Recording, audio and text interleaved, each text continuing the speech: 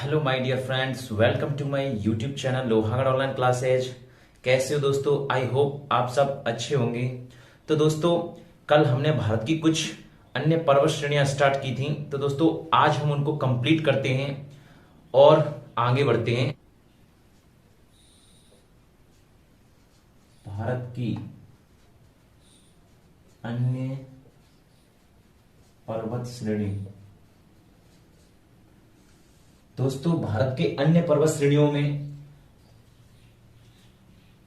कल हमने कुछ कर ली थी और आज हम उससे आगे बढ़ते हैं और 8वें नंबर पे आती है अपनी पश्चिमी घाट पर्वत श्रेणी।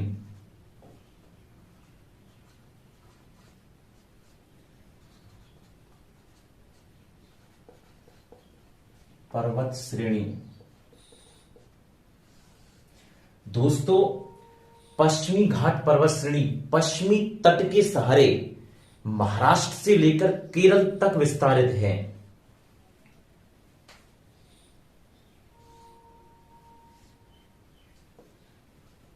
यह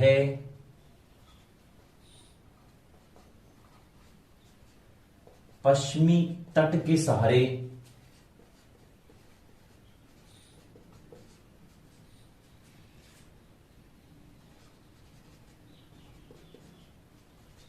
महाराष्ट्र से लेकर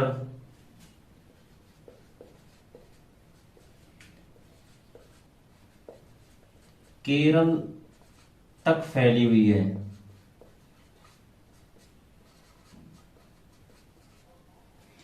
दोस्तों, इस पश्चिमी घाट पर्वत श्रेणी को हम सहयाद्री के नाम से भी जानते हैं।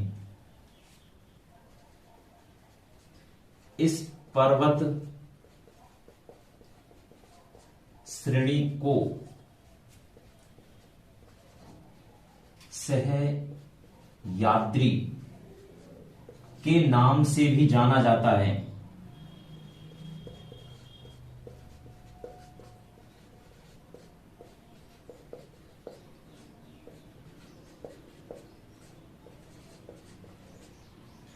अगला पॉइंट है दोस्तों, इसमें यह पर्वत श्रेणी एक भ्रंश कगार का उदाहरण है।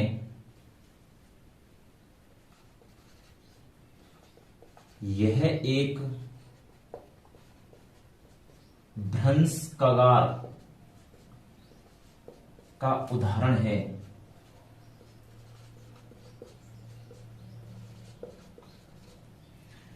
दोस्तों, आगे बढ़ते हैं। इसमें पश्चिमी घाट पर्वत श्रेणी के सहारे सहारे, या हम कह सकते हैं पश्चिमी तट के सहारे सहारे भारत में कोंकण रेलवे परियोजना का निर्माण किया गया है। इस पर्वत श्रेणी के सहारे सहारे, या हम कह सकते हैं पश्चिमी तट के सहारे सहारे,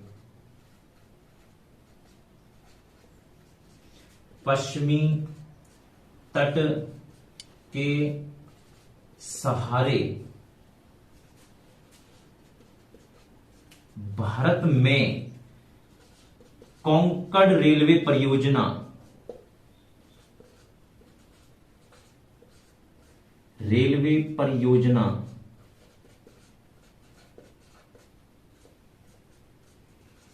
का निर्माण किया गया है।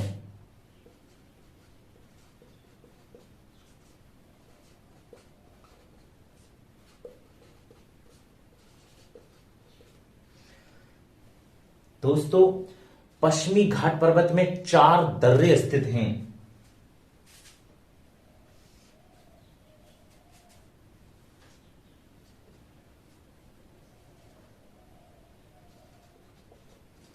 इस पर्वत श्रेणी में 4 दर्रे स्थित हैं। पहला है दोस्तों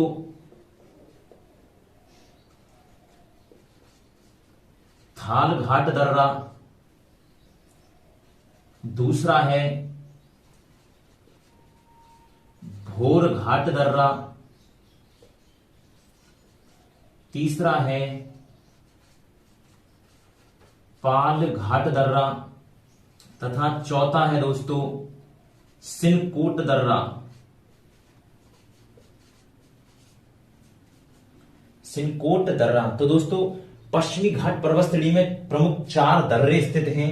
पहला है थाल घाट दर्रा, दूसरा है भोर घाट दर्रा, तीसरा है पाल घाट दर्रा तथा चौथा है सिनकोट दर्रा। दोस्तों थाल घाट और भोर घाट दोनों महाराष्ट्र में स्थित हैं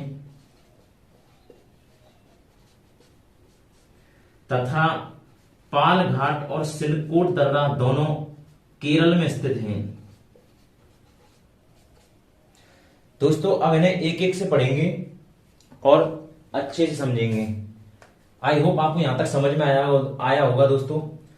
आगे से मैं इधर से मिटा देता हूं इसे। तो दोस्तों पहला है अपना थाल घाट दर्रा।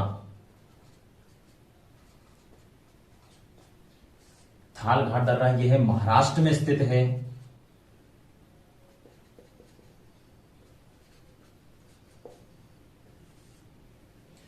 दोस्तों थाल घाट दर्रा मुंबई को नासिक से जोड़ता है।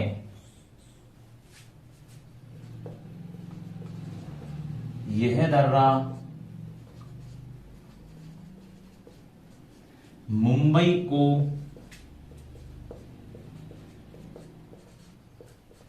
नासिक से जोड़ता है।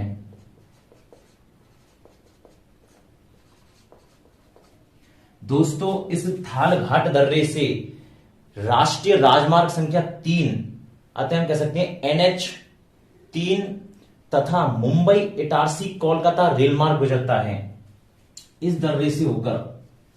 दोस्तों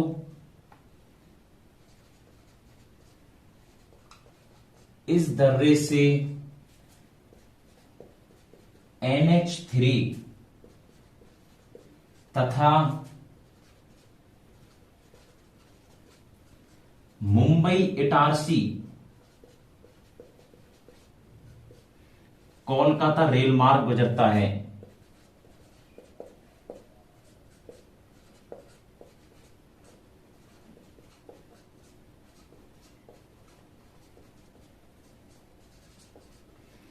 तो दोस्तों ये था अपना थाल घाट दर्रा।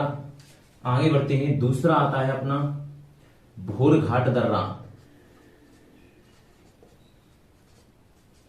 भोर घाट दर्रा यह भी महाराष्ट्र में स्थित है।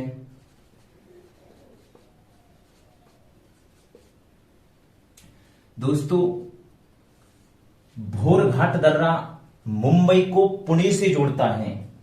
किसको? मुंबई को पुणे से जोड़ता है।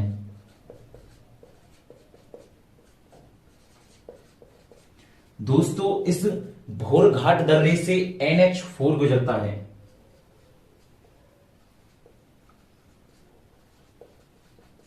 दर्रे से NH4 गुजरता है।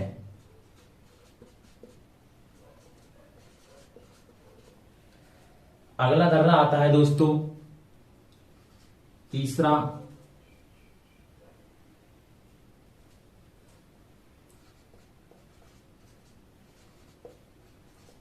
पाल घाट दर्रा। यह केरल में स्थित है।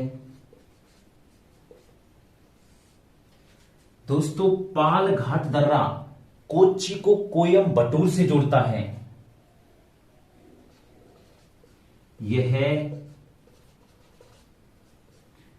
कोच्चि को कोयम्बटूर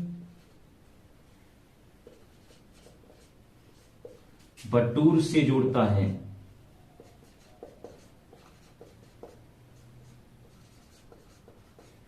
किससे जोड़ता है? कोच्चि को कोयम्बटूर से जोड़ता है। दोस्तों कोच्चि केरल में पड़ती है तथा कोयम्बटूर तमिलनाडु में स्थित है।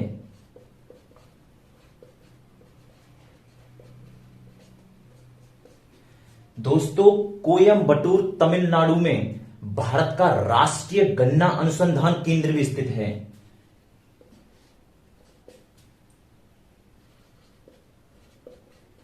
भारत का राष्ट्रीय गन्ना अनुसंधान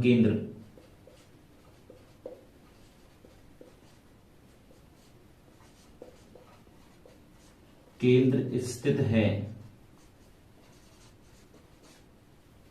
तो दोस्तों ये था अपना तीसरा दर्रा, पाल घाट दर्रा। आगे बढ़ते हैं। आई होप आपको यहां तक समझ में आया होगा। तो दोस्तों मैं यहां से इसे साफ कर देता हूं। चौथा दर्रा है दोस्तों अपना सिनकोट दर्रा।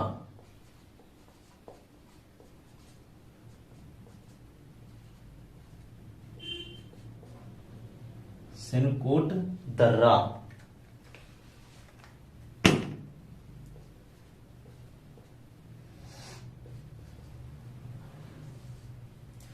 दोस्तों, सिनकोट दर्रा त्रिवेंद्रम को मदुरई से जोड़ता है। त्रिवेंद्रम पड़ता है केरल में और मदुरई पड़ती है तमिलनाडु में। तो दोस्तों यह त्रिवेंद्रम को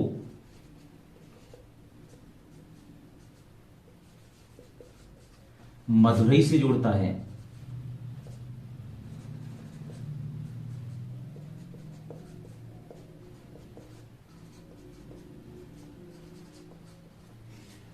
त्रिवेंद्रम पड़ता है केरल में, जबकि मदुरई पड़ता है तमिलनाडु में।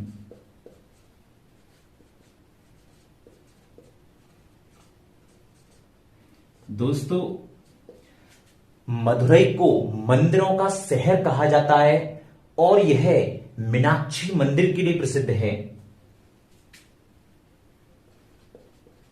इसे मंदिरों का शहर कहते हैं।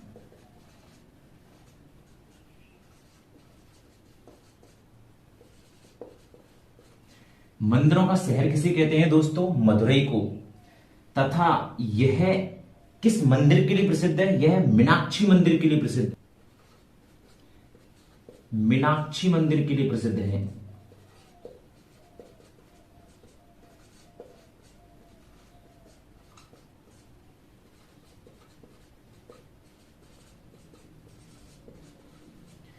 एक बात और नोट करना दोस्तों, मदुरई को तो मंदिरों का शहर कहते हैं तथा यह मीनाक्षी मंदिर के लिए प्रसिद्ध है, लेकिन भारत में मंदिरों की भूमि किसे कहा जाता है?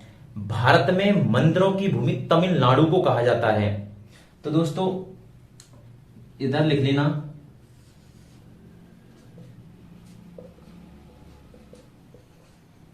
तमिलनाडु को भारत में मंदिरों की भूमि कहा जाता है।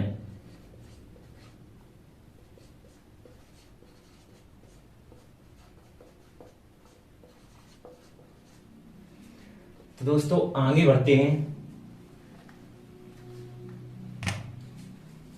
दोस्तों अगला पॉइंट आता है अपनी पश्चिमी घाट पर्वत श्रेणी में। पश्चिमी घाट पर्वत की प्रमुख चोटियां।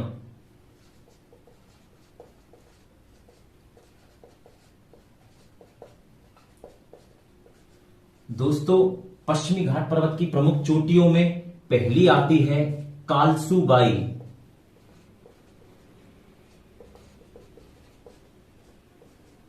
तथा दूसरी है महाबलेश्वर।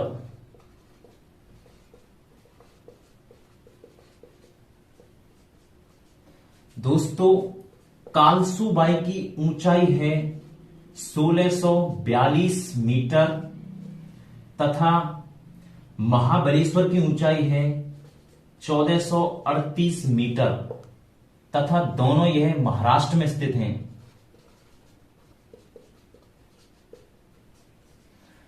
तो दोस्तों ये था अपना पश्चिमी घाट पर्वत श्रेणी। आई होप आपको यहां तक समझ में आया होगा। आगे बढ़ते हैं। इससे आती है अपनी पर्वत श्रेणी पूर्वी घाट पर्वत श्रेणी। दोस्तों पूर्वी घाट पर्वत श्रेणी पूर्वी तट के सहारे उत्तर से दक्षिण में फैली हुई है। यह पूर्वी तट के सहारे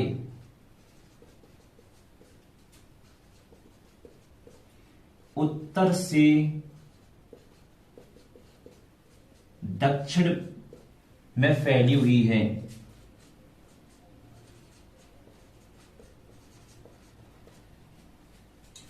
अगला पॉइंट आता है दोस्तों इसमें, इस पूर्वी घाट पर्वत श्रेणी को नदियों के द्वारा अपर्दित कर दिया गया है।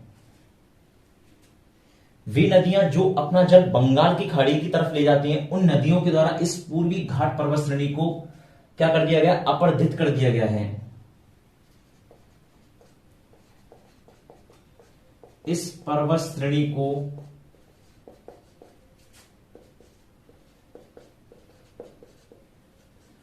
नदियों के द्वारा अपर्दित कर दिया गया है।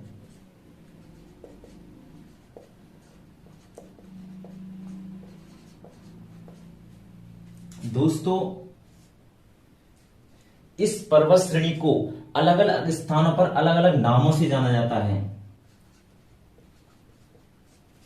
अलग अलग स्थानों पर अलग अलग नामों से जाना जाता है।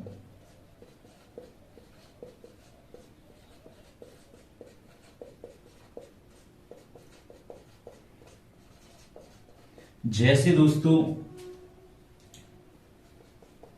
अन्नामलाई की पहाड़ी,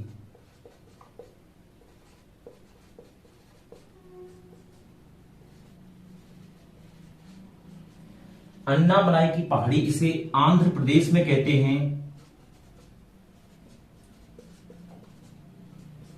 कहां पर कहते हैं? आंध्र प्रदेश में। दूसरा है दोस्तों सेव राय। तीसरा है जवादी। चौथा है पालनी। दोस्तों पूर्वी घाट पर्वत श्रेणी को सेवराय, जवादी व पालनी तमिलनाडु में कहते हैं।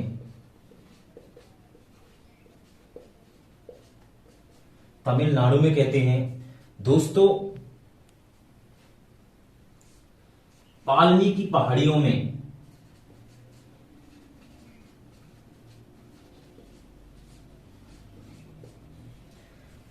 पहाड़ियों में तमिलनाडु का प्रसिद्ध कोडाईकनाल जलप्रपात स्थित है। इन पहाड़ियों में प्रसिद्ध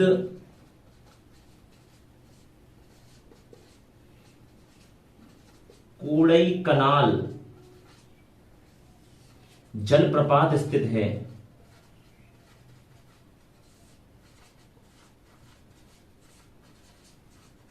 कोडाईकनाल जलप्रपात कहां पर है दोस्तों? तमिलनाडु में। तमिलनाडु में।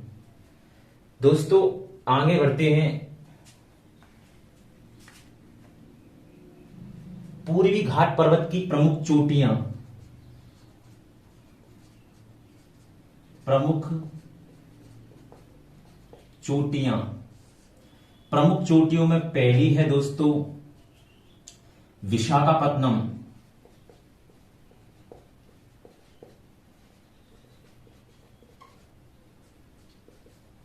दूसरी है दोस्तों महेंद्रगिरी।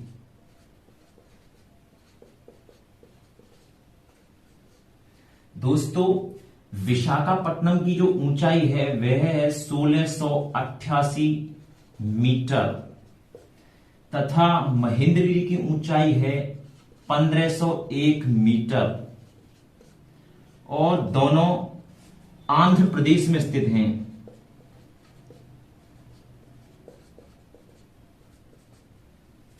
तो दोस्तों ये थी अपनी पूर्वी घाट पर्वत श्रेणी। आई होप आपको समझ में आया होगा। तो इससे आगे बढ़ते हैं दोस्तों। दोस्तों अपनी नीलगिरी की पहाड़ियां,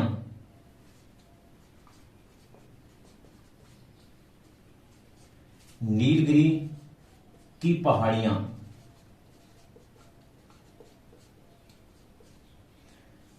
दोस्तों यह कर्नाटक, तमिलनाडु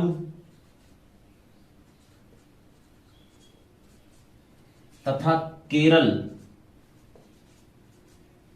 में फैली हुई हैं। दोस्तों नीलगिरी की पहाड़ियों की सबसे ऊंची चोटी का नाम है दोता बेटा। दोस्तों नीलगिरी की पहाड़ियों की सबसे ऊंची चोटी है जिसका नाम है दोता बेटा। दोता बेटा जिसकी कुल ऊंचाई है 2637 मीटर। दोस्तों यह दक्षिण भारत की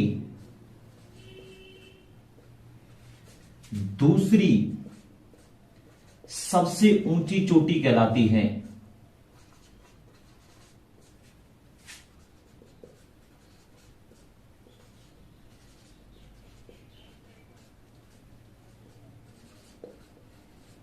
तो दोस्तों नीलगिरी की सबसे ऊंची चोटी है दोता बेटा। यह दक्षिण भारत की दूसरी सबसे ऊंची चोटी कहलाती है।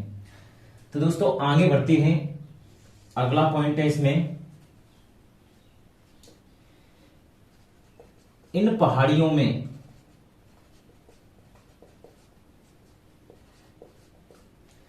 तमिलनाडु का प्रसिद्ध पायकारा जलप्रपात स्थित है।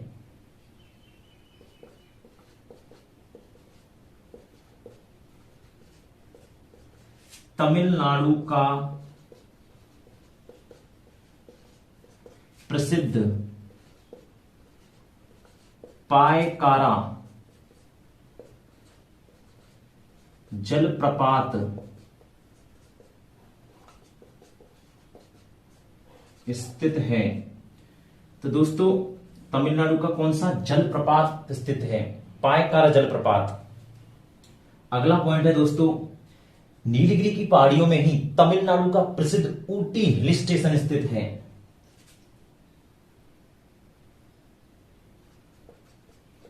इन पहाड़ियों में तमिलनाडु का प्रसिद्ध ऊटी हिल स्टेशन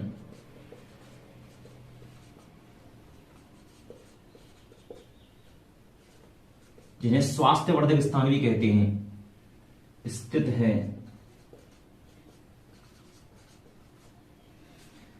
अगला पॉइंट है दोस्तों, नीलगिरी की पहाड़ियों में दक्षिण भारत में सबसे अधिक चाय का उत्पादन भी इन्हीं पहाड़ियों से किया जाता है। दक्षिण भारत में सबसे अधिक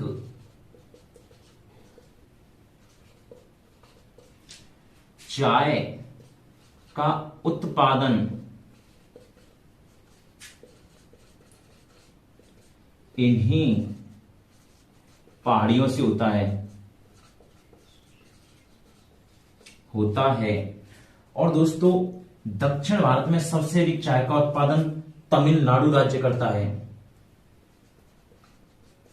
सर्वाधिक उत्पादन तमिलनाडु करता है।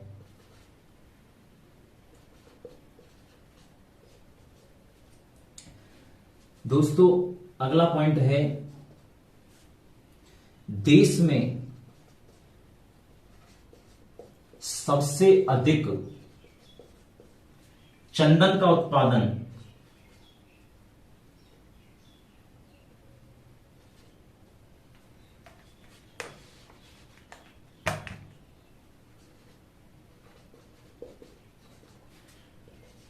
का उत्पादन इन्हीं पहाड़ियों से होता है।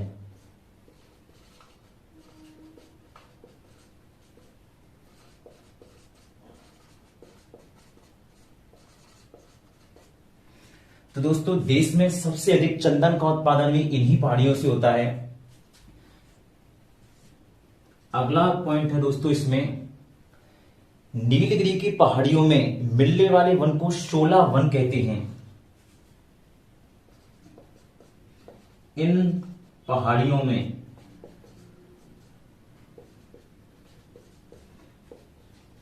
पाए जाने वाले वन 16 वन कहलाते हैं।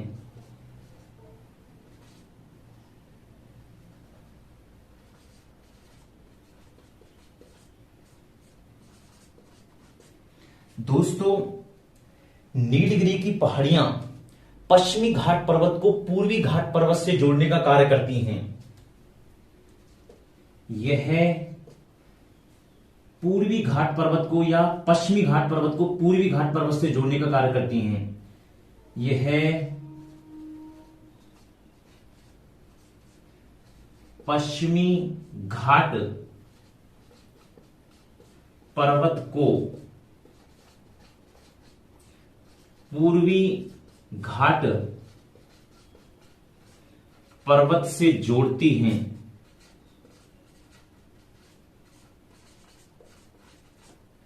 तो दोस्तों आई होप आपको समझ में आया होगा। तो दोस्तों ये थे अपनी नीलगिरी की पहाड़ियां। अब इससे आगे बढ़ते हैं।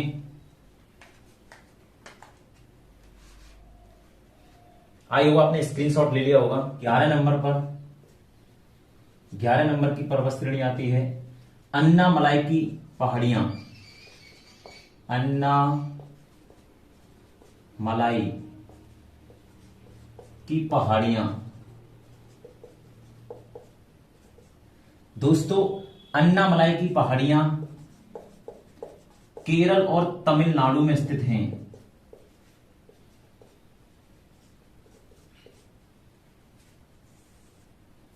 दोस्तों अन्नामलाई की पहाड़ियों की सबसे ऊंची चोटी का नाम है अनाई मूडी। यह दक्षिण भारत की सबसे ऊंची चोटी कहलाती है। और दोस्तों दक्षिण भारत की दूसरी सबसे ऊंची चोटी थी दोता बेटा, और दक्षिण भारत की सबसे ऊंची चोटी है अनाई मूडी। तो दोस्तों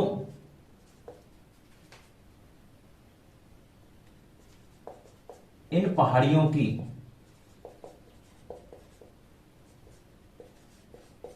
सबसे ऊंची चोटी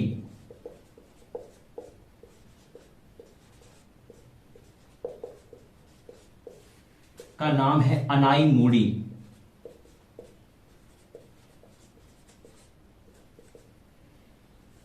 जिसकी ऊंचाई है दोस्तों 2695 मीटर, जो तमिलनाडु में स्थित है।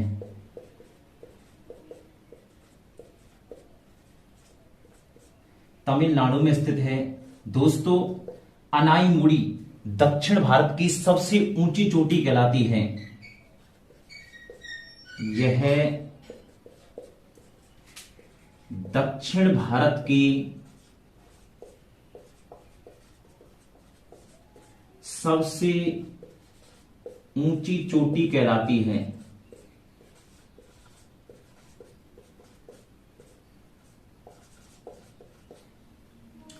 तो दोस्तों ये थी अपनी अन्नामलाई की पहाड़ियां। आगे बढ़ते हैं दोस्तों इससे। अगली आती है अपनी कारणामम की पहाड़ियां। कारणामम की पहाड़ियां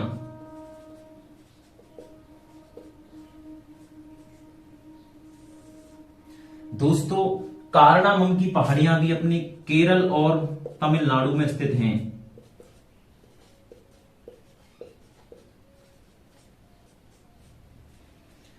दोस्तों कारणामम की पहाड़ियां भारत की सबसे दक्षिणी पहाड़ियां कहलाती हैं। यह भारत की सबसे दक्षिणी पहाड़ियां कहलाती हैं।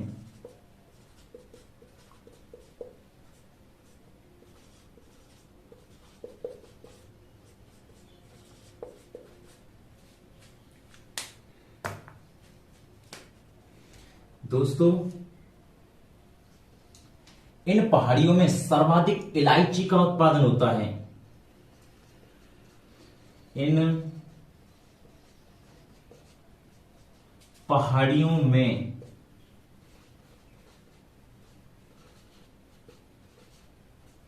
सर्वाधिक इलायची का उत्पादन होता है।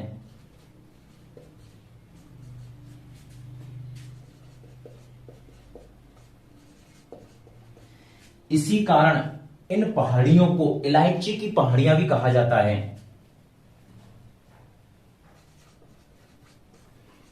इसी कारण इन पहाड़ियों को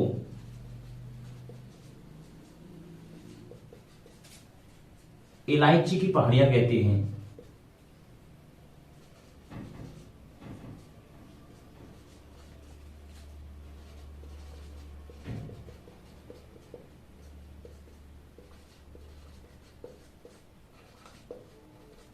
दोस्तों, कारंडम की पहाड़ियों से थोरियम के भंडार पाए गए हैं तथा 84% विश्व के 84% थोरियम के भंडार इन्हीं पहाड़ियों में पाए गए हैं। इन पहाड़ियों में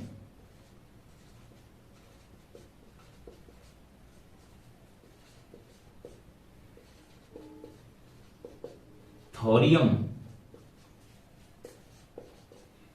के भंडार पाए गए हैं।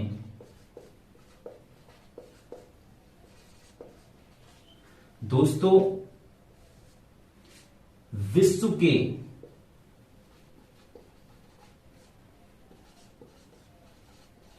84% थोरियम के भंडार भारत में स्थित हैं।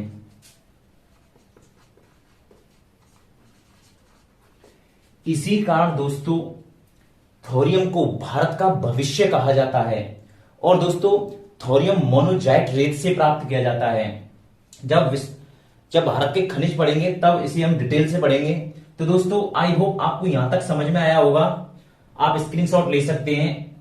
तो दोस्तों, आज की कहानी यही समाप्त करते हैं और आज हमारा ये टॉपिक भी कंप्लीट हो चुका है। इससे आगे कल बढ़ते हैं और कल हम भारत का दूसरा भौतिक प्रदेश पढ़ेंगे, उत्तर भारत का विशाल मैदान। तो दोस्तों, आई होप आपको पहला भौतिक प्रदेश भारत का समझ में आया होगा अच्छी तरह से। फिर भी अगर कोई भी कमी रह गई हो या फिर भी अगर आपकी कुछ भी समझ में ना आया हो या कहीं भी प्रॉब्लम आ रही हो तो आप मुझे कमेंट करके बता सकते हैं। तो दोस्तों, तब तक के लिए thank you very much. Take care, अपना ख्याल रखना और कल मिलते हैं नए टॉपिक के साथ। तब तक के लिए थैंक यू वेरी मच।